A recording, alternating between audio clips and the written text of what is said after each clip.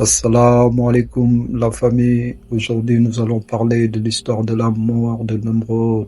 Bismillah. Or, Namrod était toujours en hostilité avec Abraham, comme nous l'avons fait connaître en rapportant l'histoire des vautours et de la caisse, de la construction de la tour, du voyage aérien pour monter au ciel, de la guerre entreprise contre Dieu et des flèches lancées contre lui.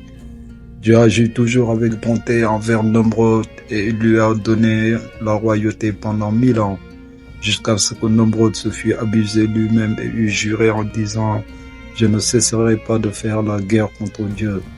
Après cela, Dieu envoya vers ce prince un ange sous la figure d'un homme qui lui dit « N'agis pas ainsi, car tu es un faible esclave de Dieu qui t'a accordé la royauté pendant 1000 ans. Tu as voulu monter au ciel pour faire la guerre à Dieu.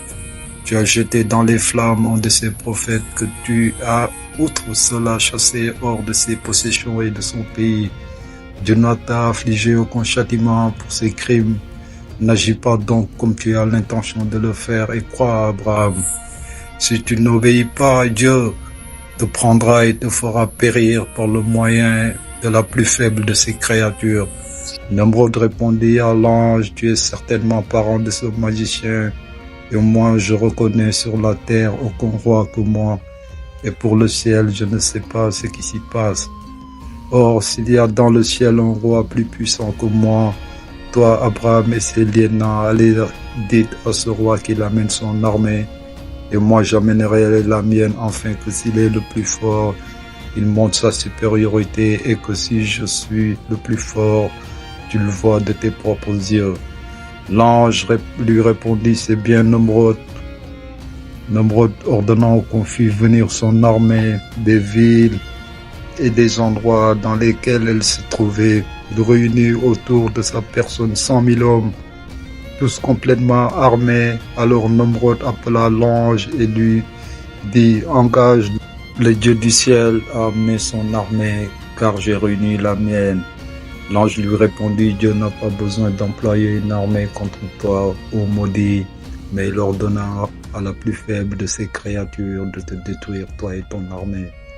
Levant son visage vers le ciel, l'ange dit, ô Seigneur, tu sais mieux que personne ce que dit ton ennemi. Après cela, Dieu ordonnant ses ordres au moucheron, qui est le moindre des animaux de l'armée divine, et une armée de moucherons tomba sur la tête et sur le visage de ces infidèles maudits. Toutes les piqûres que faisaient ces insectes étaient telles par la puissance de Dieu que tu aurais dit jamais elles ne guériront.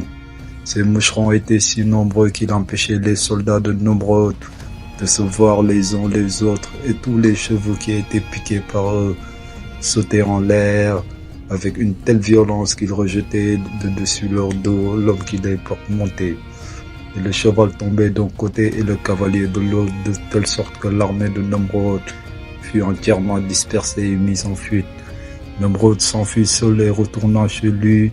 Lorsqu'il atteint sa maison, il pensa avoir échappé au sort qui lui est réservé. Alors Dieu inspira un moucheron des plus faibles de son espèce, borgne et boiteux, de descendre des airs et de se poser sur les genoux de Nomrod. Celui-ci voulut frapper le moucheron qui s'envola, entra dans son nez et monta jusqu'à son cerveau. Il commença à manger. Nomrod se frappa à la tête et le visage avec ses mains. Or, toutes les fois qu'on frappait sur la tête de Nomrod, le moucheron qui lui mangeait le cerveau s'arrêtait.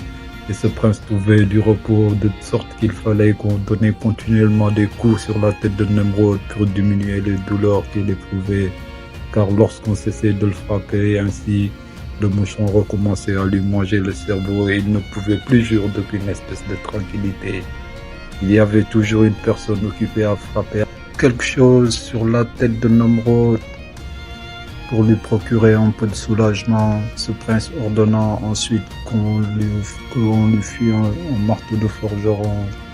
Et ceux des princes, des chefs de l'armée et des courtisans les plus intimes qui vivaient encore prenaient ce marteau et frappaient sur la tête de Nomrod en se relayant les uns les autres.